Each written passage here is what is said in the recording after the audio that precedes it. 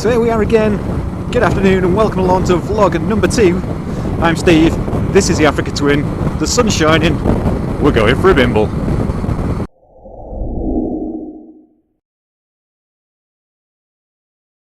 So today's vlog then, I'm going to be giving you my views and thoughts on this, the 2018 Honda CRF1000 Africa Twin. So if it's a bike that piques your interest, or you're in the market for a big adventure bike, stick around, come along for the ride, I'll tell you what I think. Before we get into the vlog good and proper, what about this weather? Somewhat unbelievably, today is the 21st of February. Bright blue skies, sun shining, 16 degrees. What's all that about? Still, not complaining, we're on two wheels, it's good and warm, it's dry. Let's go have some fun.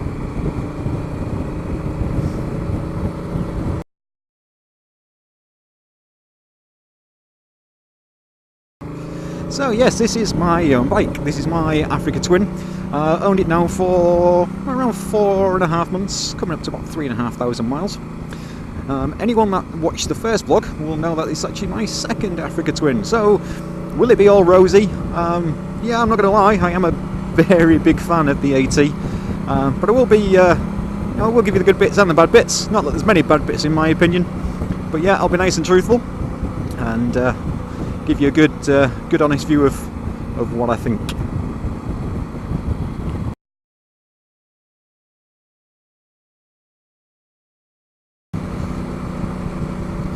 So the first thing that really drew me then to the AT is absolutely just the way it looks. I think it is a gorgeous bike. In fact, some would argue, but in my opinion this has got to be the best looking of all the big adventure bikes. Again, beauty being the eye of the beholder and all that. Yeah, some people may argue, but for me, it's absolutely stunning. The next thing really is it does absolutely everything that I need it to do. Is there such a thing as a perfect bike? Not sure. There's maybe always a bit of a compromise. I guess it depends upon what your tick list is. You know, if you need an out-and-out track bike, then you go for a perfect track bike.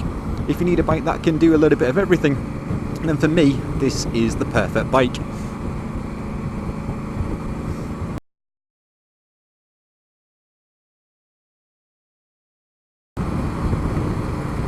The AT brings with it then two options in the gearbox area. We've got the manual, which is what I'm riding now, a 6-speed manual, or indeed we've got Honda's DCT, which is effectively a 6-speed semi-automatic gearbox. I did test ride the DCT. It's a capable bit of kit. For me, the level of control from the manual really just kind of sold it a little bit more to me than the DCT. Just of course a cost consideration in there as well. So the manual bike, 11,999, you put an extra £1,000 on that for the DCT version, and if you're particularly bothered, it adds an extra 10 kilos to the weight figure. So the manual comes in at 232 kilograms curb weight, and the DCT at 242 kilograms curb weight. But again, it's one of those kind of horses for courses. You ride them both, take your choice type element. But for me, the manual one.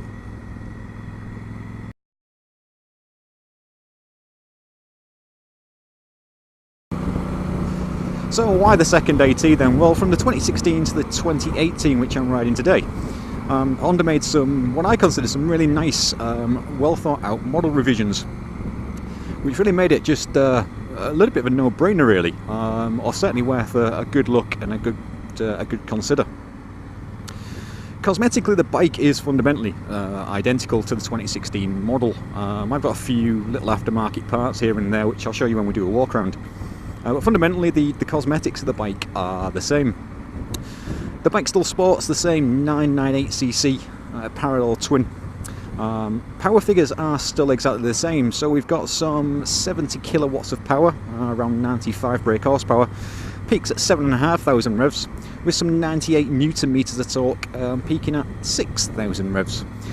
You team that up with a revised exhaust system and you get a really nice growl, even just from the stock exhaust, which I've got to say is somewhat addictive. Engine wise, I'm not going to try and explain or even begin to think that I understand what happened, but they made some differences to the internals, which although the same power figures are sported, particularly on a mid-range perspective, the bike certainly feels a lot more sprightly. when you're winding it on for overtakes, etc. Aside from the engine then, the only real cosmetic-y type change is in the set of clocks. So a revision then to this kind of rally style, very easily read, white on black. Just listen to what the exhaust does. Very, very addictive. So as I was saying, a nice rally style gauge gives you everything that you need to see in good clarity. One very welcome addition on the 2018 was, or is, a range to empty. The 2016 bike only showed that when the fuel light was on, which yes, you did get used to, but it is a nice pleasant addition to have it on this bike.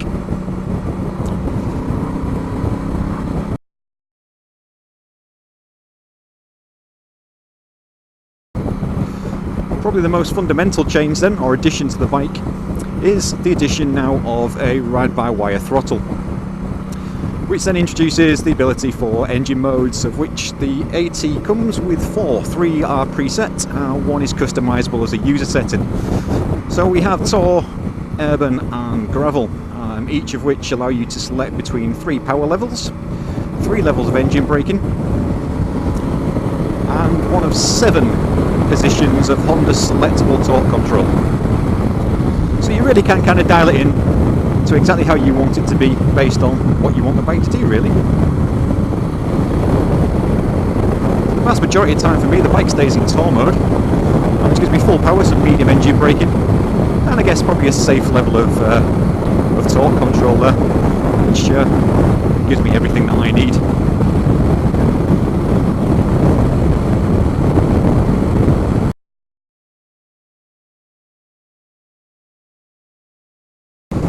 Well, for those of you that were expecting the next video clip to be me stood up on some green lane or dirt track or something, then apologies.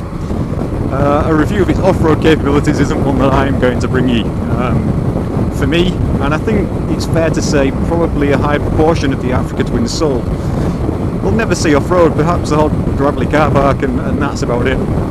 For me, 2 real reasons. One is I have absolutely zero in the way of off-road skills, and quite frankly, at a price of, well, £12,000, all but a pound is for me just too much of a risk to go and hoon it around off-road and end up on its side. The repair bill would just be too great for me.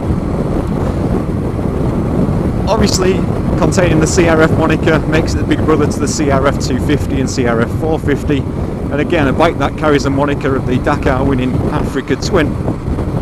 There's going to have some pretty decent off-road credentials, I'm sure, and there's lots and lots of reviews out there, people that are much more talented than I, who I'm sure can give you that information or give you that really truthful view of its off-road capability.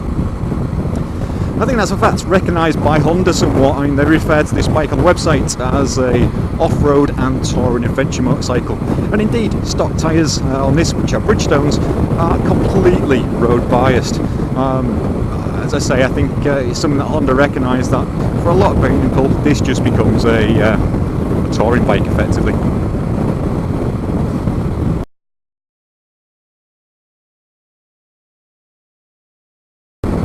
So if I'm not using the bike as an off-road bike, then what's it for? Well, 3 probably tick boxes to contend with for myself. The first one is as a commuting bike. I do ride to work on this bike, albeit it's 3.5 miles. It's not a very long commute. It's in city centre. Touring, which it does very, very capably. And rides like this out in the open countryside on fantastic sunny days, or indeed wet days. I'm just out for a little bit of a bimble and a little bit of fun. So let's have a look then how it deals with those 3 different scenarios.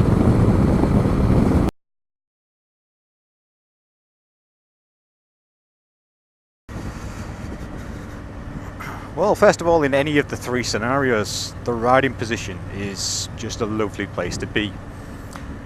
It's not the softest of saddles I've ever sat on, but certainly not unfeasibly hard.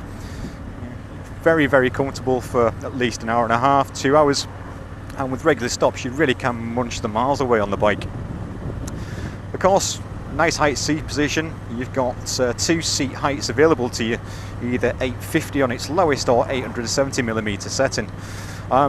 That may be a consideration for a rider who's a little bit shorter. I stand at around 6 foot with a 32 inside leg, and yeah, I ride the bike on the 870mm setting. That puts me in a very, very nice riding position. It does mean that I'm kind of balls of feet, or maybe just a little bit more flat-footed than that, but I can't get my feet flat on this, which is, again, as I say, may just be a little bit of a consideration for the shorter rider, perhaps. Of course, along with a high seat position just becomes the ability to see an awful long way down the road. Makes your ride planning extremely easy, and for most things, unless you encounter a van or a truck or a bus, you can pretty much see over the top of anything out there on the road, which just aids visibility and is fantastic for safety.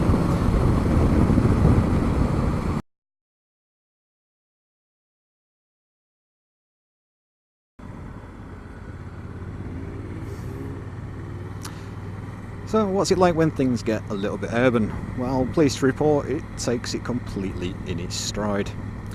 Yeah, fair to say that if you are just commuting and only commuting, then a 1000cc adventure bike might be a little bit overkill for you. But if you're the type of rider that has a bit of dual carriageway, motorway perhaps before you get into the city centre, then this will do an absolutely fantastic job for you. So that low down weight distribution, the option of the urban riding mode, makes this just a very smooth, stable bike at low speed. Slow speed manoeuvring, an absolute breeze. Obviously, add into that the high riding position that I mentioned earlier, and you get absolutely no challenges at all. You get great field of vision, ability to see over the traffic, and yeah, it really does take it in its stride.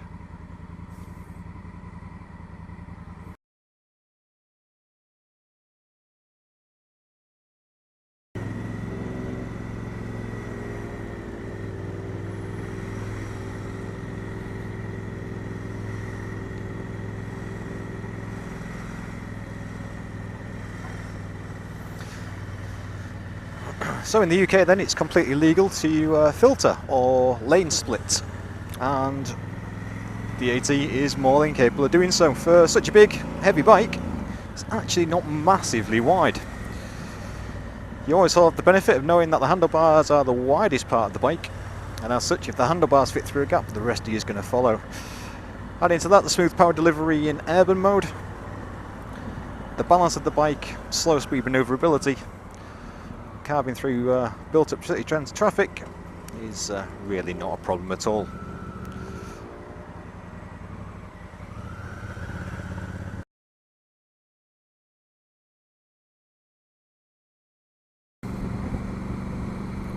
On long trips then, yeah, the longest journey I've done on the AT, albeit on the 2016 version, was a 5-day trip up to and around Scotland, covering some 1500 miles, taken in the NC 500.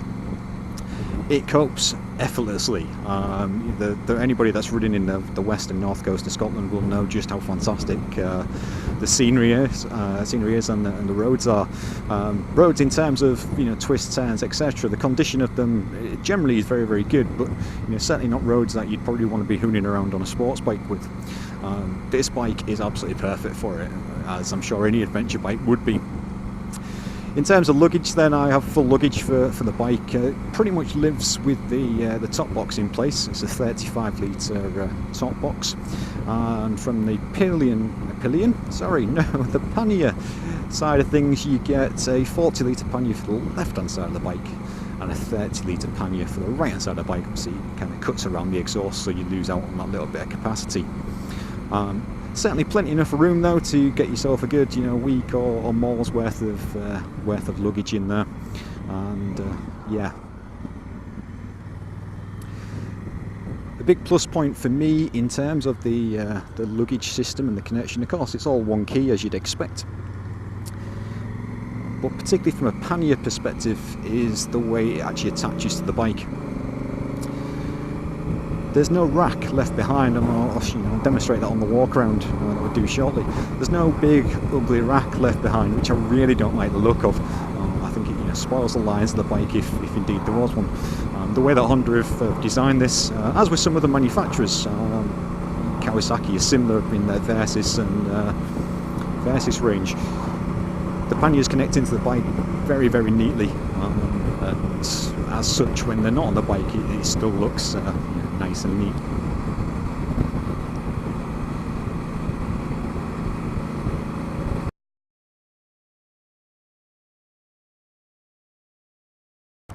Um, 18.8 litre petrol tank on the Africa Twin.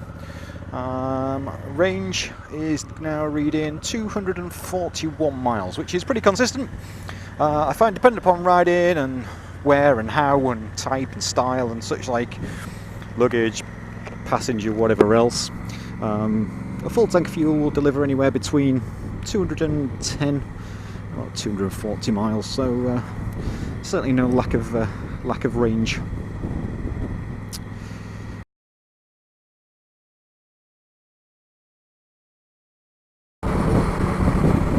So as much as it's an environment that I try and avoid within my routes, of course, sometimes necessity of evil, the dual carriageway, or motorway for that matter. Sometimes you just have to do it to munch some miles away or get to the nice fun twisty bits. So, how's the AT perform? Well, this is one area that with the stock screen would have failed massively. For me, at my height, the stock screen just did not give me the level of protection that I needed. The airflow was right into the middle of my forehead, left an awful lot of buffeting there. You could feel your head physically moving, and it would give you a headache after a while. With the MRA Touring screen, Vario screen that I've got on the bike, along with the riser kit, don't get that at all. The wind has now been deflected nicely over my head. Yeah, I'm not going to claim that I'm in a bubble of calm as you would be on a big touring bike, but then again, I don't like looking through a windscreen. I prefer to look over a windscreen, and I get the benefit of doing that. The Vario screen gives you a capability of the airflow that's coming through the little gap at the top there.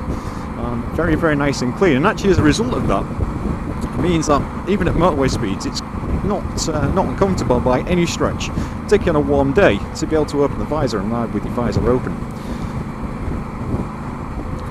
Obviously it's going to generate a fair bit of wind noise on the microphone, I imagine, but just to demonstrate the fact. Here we are, visor open, 65 miles an hour at the moment, and it's pretty pleasant. There's a nice airflow to your face. It's not uncomfortable by any means.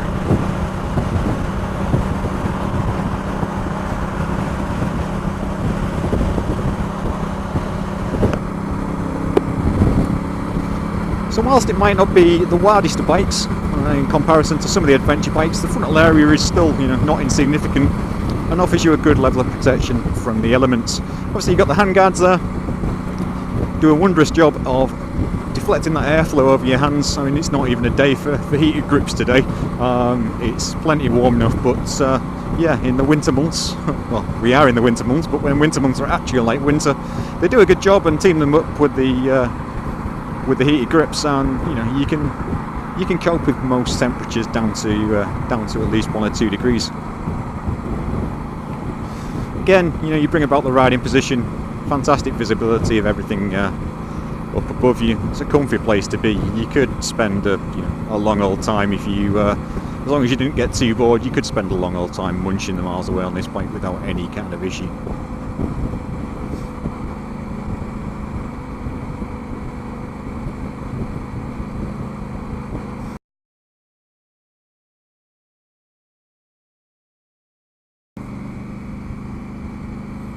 So what's it like when things get a little bit twisty and we get out into the countryside? Let's find out.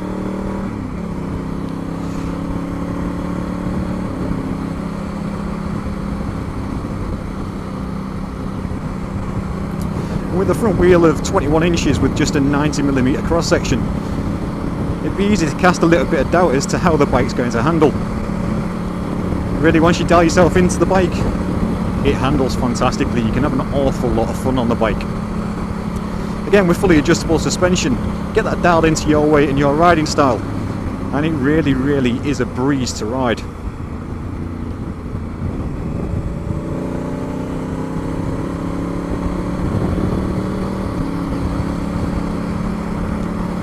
.98 Newton meters of torque, albeit peaking at 6,000 revs, but a very linear delivery across the rev range and indeed across all the gears within the box. There's no shortage of grunt when you need to go. Makes overtaking on this bike an absolute breeze and a pleasure to ride.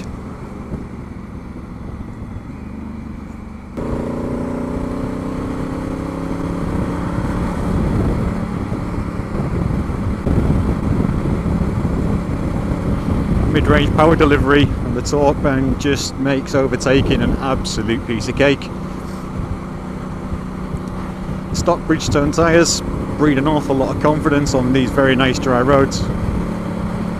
Add that into the comfort of the riding position and the infectious noise and roar, and it really does equal an awful lot of miles per hour.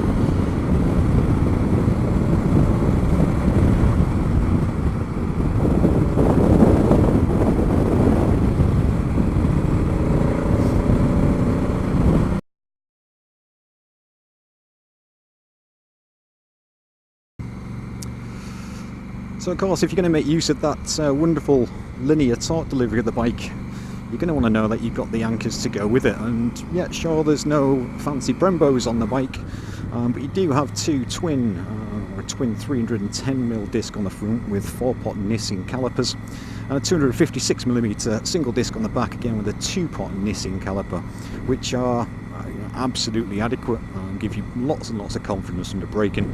And yeah, no concerns at all with the brakes.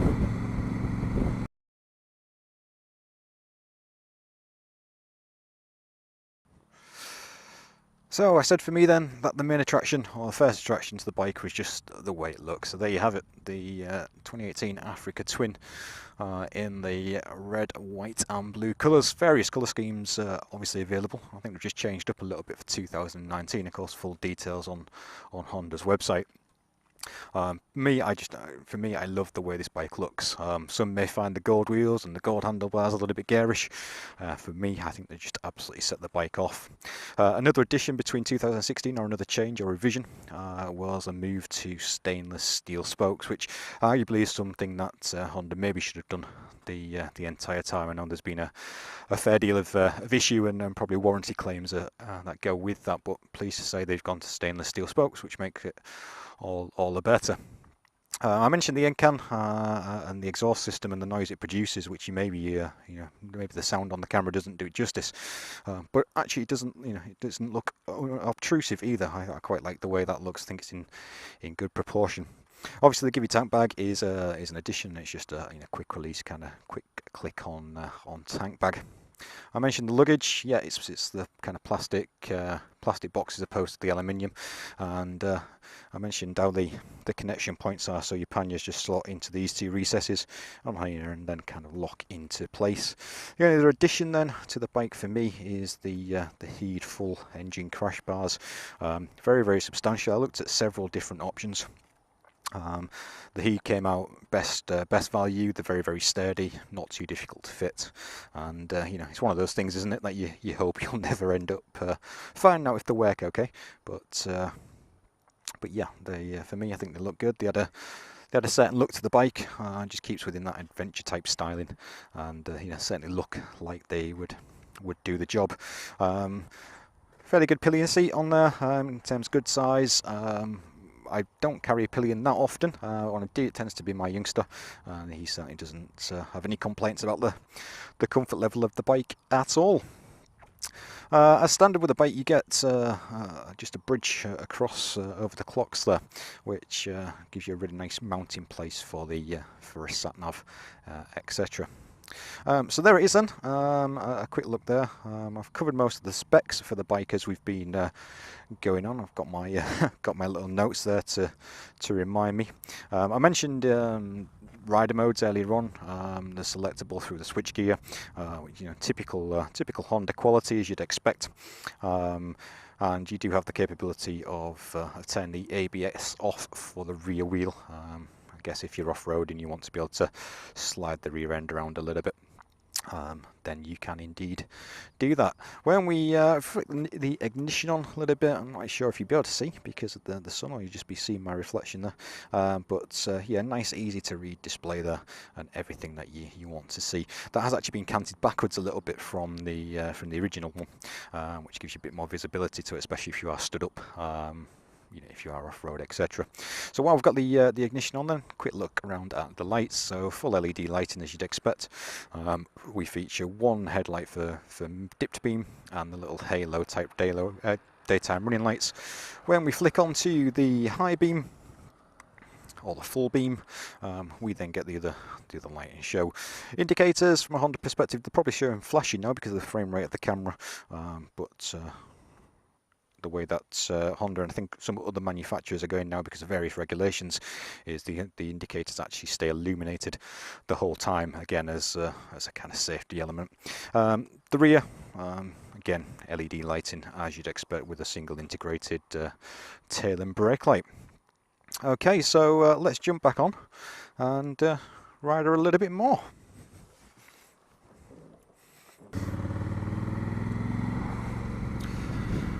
It's just dawned on me actually that there's another addition or amendment from 16 to 18 that I've got to tell you about, and it's self-cancelling indicators.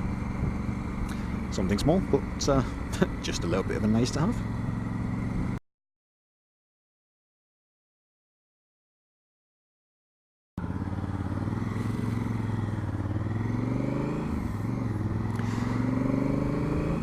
So, is there anything that I don't like about the Africa Twin? There's very, very little. In fact, I'd say there's nothing that I don't like, and there's certainly nothing that I hate about the bike. There's a few questions that you would ask yourself.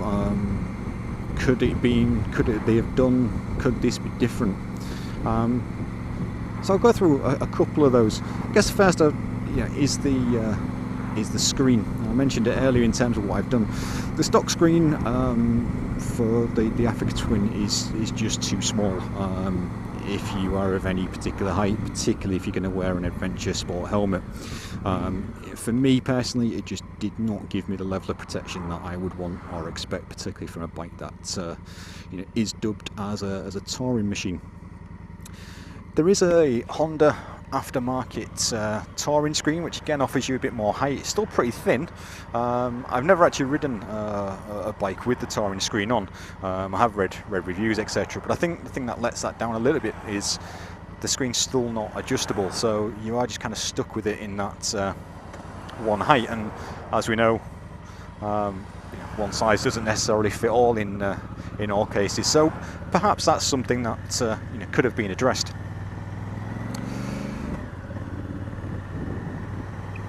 Other things of note, I guess, is particularly now we're moved to the ride bar wire throttle, there is an absence of any cruise control for the bike. Now, a £12,000 bike, which is kind of designed with touring in mind, would you expect to find cruise control on it?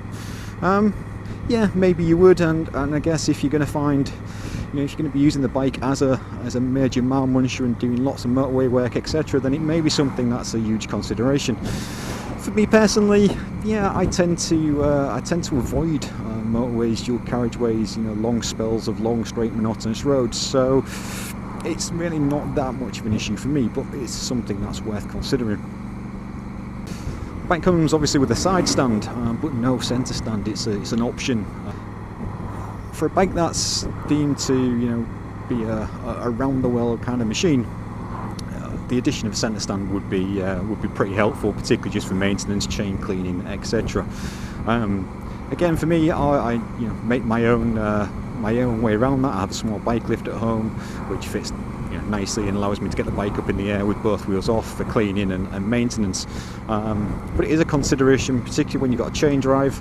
If you are out on a tour that's of a longer element of miles, where you'd want to be doing some maintenance on the go and chain lubrication, etc., it is something to consider, and something that Honda maybe could have indeed considered.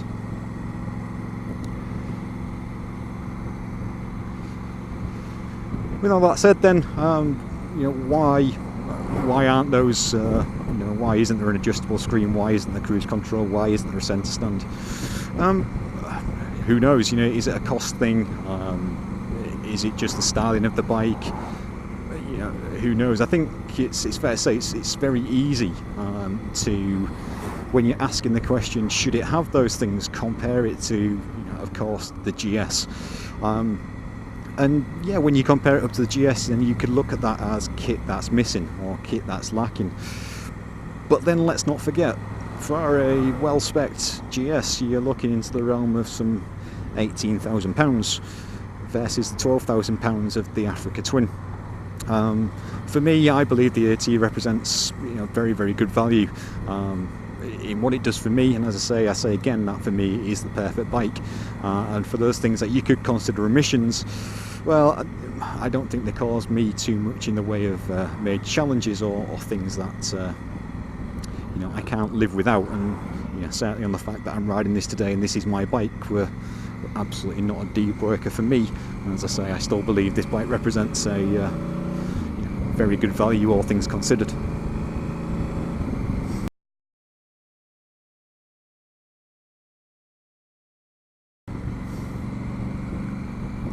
So, my verdict then. Well, it'll come as no surprise.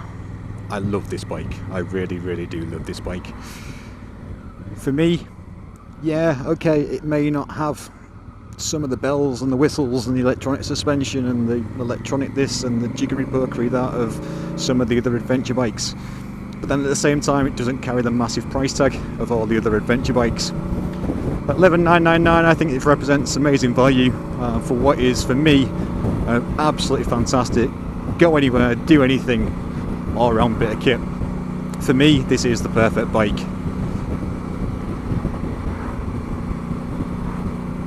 So there we have it then, my take on the 2018 CRF1000 Africa Twin. Hopefully it's been of some use. If you are in the market and want a closer look or want some more information or whatever else, absolutely no sponsorship involved in this video at all. But if you are in the East Yorkshire area, I would absolutely recommend the guys and girls down at Miles Kingsport in Hull. Andy, Tim and the team. Absolutely fantastic, always a very warm welcome. They are a pure Honda dealer, carrying a fantastic range of demos, used bikes, and yeah, really do know the stuff.